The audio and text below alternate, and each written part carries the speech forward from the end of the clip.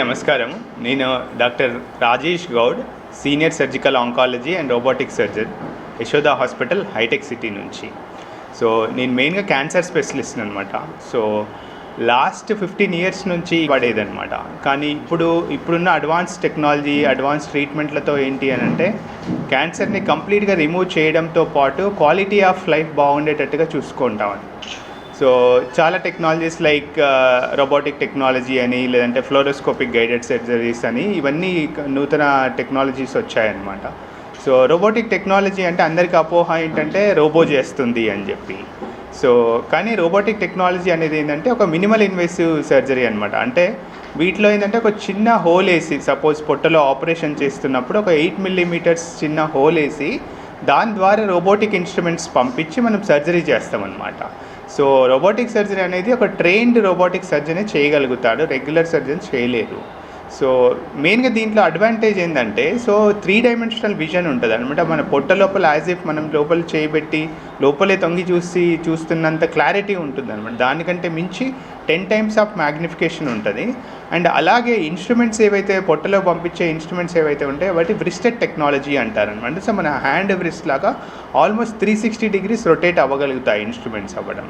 So అలా అవ్వడం వల్ల ఏమవుతుందంటే మనం యాజ్ ఏ సర్జన్గా బెటర్గా చూస్తాము. అండ్ ప్లస్ ఈ టెక్నాలజీ వల్ల కూడా ప్రిసైజ్గా ట్యూమర్ని రిమూవ్ చేయడంతో పాటు సరౌండింగ్ టిష్యూకి డ్యామేజ్ అవ్వకుండా చూసుకుంటాం అనమాట. ఇలా చేయడం వల్ల ఏంటి అని అంటే క్యాన్సర్ని ప్రిసిషన్గా తీయడంతో పాటు క్వాలిటీ ఆఫ్ లైఫ్ని మెయింటైన్ చేయడానికి వీలవుతుంది.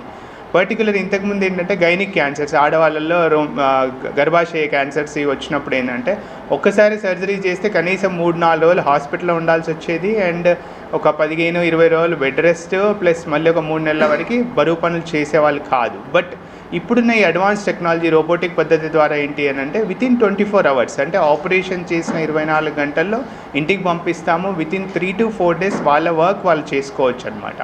సో అలా అంత ఫాస్ట్ రికవరీ ఉంటుందన్నమాట దీంట్లో.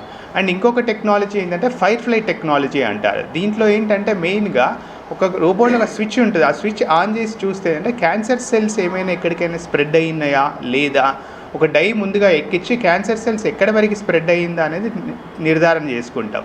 ఇలా చేయడం వల్ల ఏంటంటే ఎక్కువగా ఎక్స్టెన్సివ్ సర్జరీస్ అవసరం పడకుండా మెయిన్గా కంప్లీట్ ట్యూమర్ని రిమూవ్ చేయడానికి వీలవుతుంది.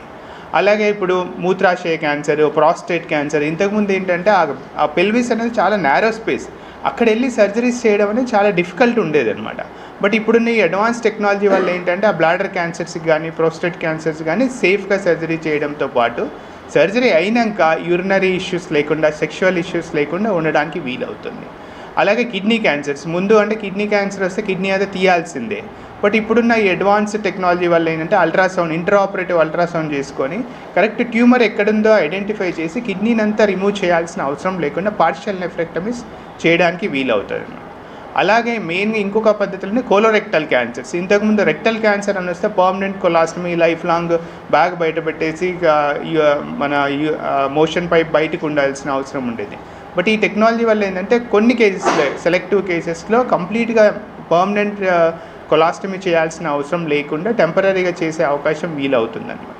అలాగే మెయిన్గా ఈ పద్ధతిలో ఏంటంటే స్మార్ట్ ఫైర్ టెక్నాలజీ అని అంటారు. దీంట్లో ఏంటంటే ఏదైనా సర్జరీ చేసినప్పుడు స్టేపుల్స్ అంటే 2 పేగులు జాయిన్ చేయడానికి స్మార్ట్ ఫైర్ టెక్నాలజీ వాడితే ఆర్టిఫిషియల్ ఇంటెలిజెన్స్ ఇంక్లూడెడ్ ఉంటుంది అనమాట. అది అలార్మ్ చేస్తుంది.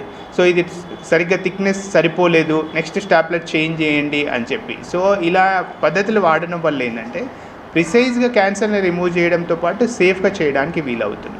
అండ్ మెయిన్గా బ్లడ్ లాస్ తక్కువ ఉంటుంది, పెయిన్ తక్కువ, రికవరీ చాలా fast, and hospital stay very minimal ఉంటుంది. అలాగే పోస్ట్ సర్జికల్ కాంప్లికేషన్స్ లైక్ అంటే రెక్టల్ క్యాన్సర్ సర్జరీస్ చేసిన తర్వాత యూరినరీ ఇష్యూస్ కానీ సెక్షువల్ ఇష్యూస్ కానీ ఇవేవి ఉండవు. అలాగే నెక్స్ట్ టెక్నాలజీ ఏంటంటే ఫ్లోరోస్కోపిక్ గైడెడ్ సర్జరీ, అంటే రొమ్ము క్యాన్సర్లో వాడతామనంటాం మెయిన్గా. ఇంతకుముందు రొమ్ము క్యాన్సర్ అంటే ఏంటంటే కంప్లీట్గా రొమ్ము అంతా తీయాల్సిన అవసరం ఉండేది. అండ్ లింఫ్ నోడ్స్ అన్నీ కంప్లీట్గా రిమూవ్ చేసిన తర్వాత లాంగ్ టర్మ్గా పేషెంట్స్కి చెయ్యంతా వాపు రావడం కానీ, షోల్డర్ పెయిన్ రావడం కానీ ఇవ్వండి. బట్ ఈ ఫ్లోరోస్కోపిక్ గైడెడ్ సర్జరీలో ఏంటంటే ఒక డై ఎక్కిస్తాము, ప్రిసైజ్గా ట్యూమర్ ఎక్కడి వరకు స్ప్రెడ్ అయ్యింది, లింఫ్ నోడ్స్కి స్ప్రెడ్ అయిందా లేదా అనేది ఒక చిన్న ఇన్సిషన్ ఇచ్చి ఆ లింఫ్ నోడ్ని తీసి మనం టెస్ట్కి పంపిస్తామన్నమాట. సో ఇలా పంపించడం వల్ల ఏంటంటే ఎక్స్టెన్సివ్ డిసెక్షన్ అవసరం పడదు. సో క్వాలిటీ ఆఫ్ లైఫ్ కూడా బాగుంటుంది. సో రొమ్ము క్యాన్సర్లో కంప్లీట్ రొమ్ము తీయాల్సిన అవసరం లేకుండా బ్రెస్ట్ కన్జర్వేషన్ సర్జరీ చేయడానికి వీలవుతుంది. సో ఇవన్నీ పద్ధతులు, ఏ పద్ధతులైనా యాజ్ ఎ ప్యాషనేట్ క్యాన్సర్ సర్జన్గా గత 15 to 16 years నుంచి నేను ప్రాక్టీస్లో ఉన్నాను. సో మెయిన్గా మా ఉద్దేశం ఏంటి అని అంటే క్యాన్సర్ని కంప్లీట్గా రిమూవ్ చేయడంతో పాటు క్వాలిటీ ఆఫ్ లైఫ్ని ఉంచడం అనేది మెయిన్ ఇంపార్టెంట్. అంటే ఒక పేషెంట్ క్యాన్సర్ పేషెంట్ అనేది మర్చిపోవాలి. ఆ క్యాన్సర్ ట్రీట్మెంట్ అయిన తర్వాత క్యాన్సర్ అనే ముద్ర లేకుండా చేయడం అనే దానికి మేము చాలా టెక్నాలజీస్ యూజ్ చేసుకొని చేస్తున్నాం. Thank you.